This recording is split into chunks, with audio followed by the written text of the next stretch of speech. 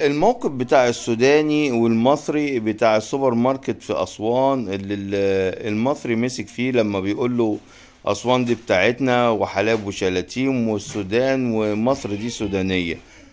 أولا أولا يعني هو المواطن اللي واقف في السوبر ماركت ده مش هيتبلى عليك، مش هيتبلى عليك. كلنا شفنا فيديوهات على النت، كمية البجاحة واسميها ايه، مش عاوز واحد عاوز ينتقل اللفظ بتاعه، اللي سكت حلاب وشلاتين دي مصرية ومش عارف احنا مصريين، دي بلدنا. يا جماعة، يا جماعة، مفيش حد بيعمل فتنة غير الحاجات دي. انت جاي قاعد في مصر، قاعد في مصر وقاعد ربنا يفك ضيقتك يا عم وترجع بألف سلام. الكلام ده ملوش لازمة، الكلام ده بيعمل تعصب، الكلام ده بيعمل عداوة. كلنا اخوات.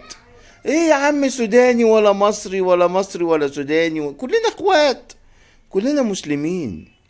لازمته ايه يعني؟ يعني انت ما شفتش الفيديو بتاع المطربة السودانية اللي بتقول يا مصر يا خاينة يا مش ما شفتوش؟ بالله عليك ما شفتوش؟ ما شفتش الفيديوهات بتاعت اخواتنا السودانيين اللي بيطلعوا يقولوا، بيقولوا يعني بيشتموا في مصر؟ ما شفتهاش؟ ما شفتش الفيديوهات اللي منزلين علم بيقول لك حلاب وشلاتين دي سودانية مش مصرية؟ ما شفتهاش؟ ولو انت ما شفتهاش يبقى انت راجل كذاب، ما بتقولش الحقيقة. مين اللي بينكش في مين؟ مين اللي بيجر شكل مين؟ انت جاي في فترة معينة لغاية ما حوارك يخلص في بلدك، يا تقعد فيها باحترامك وادبك يا ما تقعدش. يا عم مصر فيها مش عاجباك، مش عاجباك، قاعد فيها ليه؟ قاعد بجروش؟ لا مش قاعد بجروشك برضو. الكلمة اللي هي لبانة، عارف الكلمة اللي هي لبانة؟ مش قاعد بجروشك، الجروش اللي انت قاعد فيها، الجروش اللي انت قاعد فيها. قاعد بجروشك قاعد في منطقة سياحية، روح اقعد في الغردقة وشرم الشيخ. يعني انت قاعد هنا في مصر، قاعد وسط المصريين، بتاكل من اكلهم المدعم، بتاخد الكهرباء المدعمة، بتشرب من شربهم، اكل من اكلهم. الحاجات اللي الحكومة مدعمها للشعب المصري انت بتاخدها.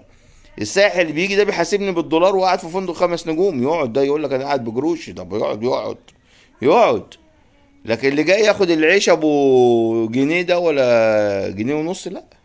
اللي جاي ياخد الرز المدعم، لا. اللي جاي ياخد الزيت المدعم، لا. اللي جاي ياخد السكر مدعم، لا. ما تقوليش قاعد بجروشك، انت جاي قاعد ضيف.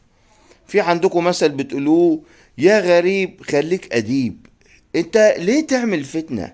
ليه داخل تقول لي السودان يا باشا؟ اللي يخليك انت اصلا السودان اللي هي السودان انت ما حافظتش عليها. يعني السودان دلوقتي بقت شمال وجنوب، خلاص اتقسمت نصين، وحاليا في حرب في السودان برضه عشان تقسم بقيه السودان. يعني انت سبت السودان وجاي تقول لي مصر سودانيه؟ يا عم كان نفع نفسه، ما تخليها. ما انت اقول لك يا طيب، اما انا مش عاوز اقول لفظ اتحاسب عليه وكلام اتحاسب عليه. حافظ على بلدك الاول، حافظ عليها نفسها. انت بدل انت جاي هنا تنكش مع المصريين على اي اساس؟ طب ما المصري هيرد لك ايه؟ طب ما تقعد في بلدك حررها. طيب انت جاي ليه عندي هنا؟ ما تقعد حارب في بلدك وحررها ليه؟ ليه الكلام اللي بيعمل عداوة ومساخة؟ يا عم ما احنا، يا عم نعرف سودانيين من 20 سنة عايشين هنا محدش سمع عنهم حاجة، وناس زي العسل وحدش سامعهم، عايشين وشاربين واكلين وعايشين وبياخدوا بضاعة ودوها السودان ومن السودان يجيبوها مصر وعايشين عادي عادي خالص. من ساعة موضوع الحرب بتاعتكم دي جت فئة، انا بسميها فئة الماء العكر، يعني اللي هي بتعكر المية، اللي بتعكر اللبن الصافي، اللي هم ايه، اللي على طول لوك لوك لوك لوك. انت عاوز ايه؟ في كلمة بسيطة هختم لك بيها الفيديو.